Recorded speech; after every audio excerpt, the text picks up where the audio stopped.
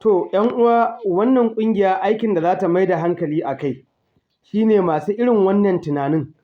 za mu duba hanyoyin da suka dace a social media da ma zahiri irin duk platform ɗin da ka sani ko rediyo ko wani abu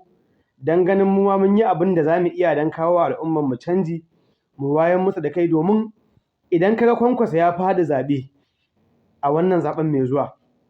to ina tabbatar ma da cewa bisa ga yaƙinina wallahi ba rashin masoya ba ne ba.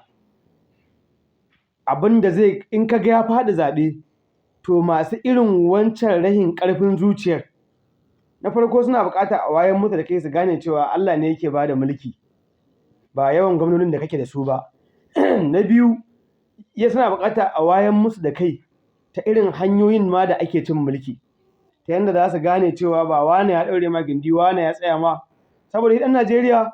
ya san ƙasar da cin hanci da goyon baya ɗaurin gindi waye ya tsaya maka, wa ka sani wa ya san ka, me kake da shi a komai, a kotu, a police station, a kan boda, a duk inda ka sani ɗan Najeriya ya san cewa ba abin da yake taka rawa in ba cin hanci da rashawa ba, kai ba da wani abu a yi ma alfarma.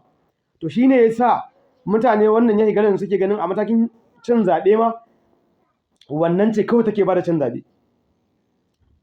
Amma dai alhamdulillah tunda mun samu dalilai a hannunmu da za mu fito mu wayarwa da mutane kai har ma waɗanda ba sa tare da Kwankwason mun samu abubuwan da za mu zo mu haska musu su gane cewa shi ne ya kamata. Ba wai shi ka ga yanzu in ka duba yawon da yake yi daga wannan jihar zuwa wannan jihar, an yi je jihar ma daga wannan local government zuwa wannan, kawai dai za ka ga wani aiki yake yi wanda iya abin da ya shafi kuzari da ƙoshin lafiya da ƙarfi da yake da shi a jikinsa za ka ga cewa mai ƙarancin lafiya da kuzari ba zai iya wannan abin da yake ba. Domin ina tabbatar ma da cewa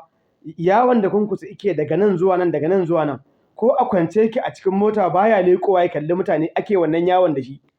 amma har yanzu ba a tafi da shi asibiti ba lafiya ƙalau ake kallon shi, to wannan kaɗai yana nuna ma kuzarinsa da lafiyarsa. Dama abin da ya shafi manufa ta harkar ilimi, harkar tsaro, harkar lafiya, dama harkar ilimi wannan abu ne wanda ka iya cewa kusan shi ne ya ɗaga shi ya kawo yanda yake, wanda kuma ilimi shi ne yake haifar da duka wancan ɓangarorin su yi nagarta a samu abin da ake so. To amma dai in Allah ya yarda kamar yadda na faɗa duk wanda yake buƙatar zama memba a cikin wannan ƙungiyar, amma wannan ƙungiyar Kwankwaso a yanzu aikinta kawai akan Kwankwaso ne.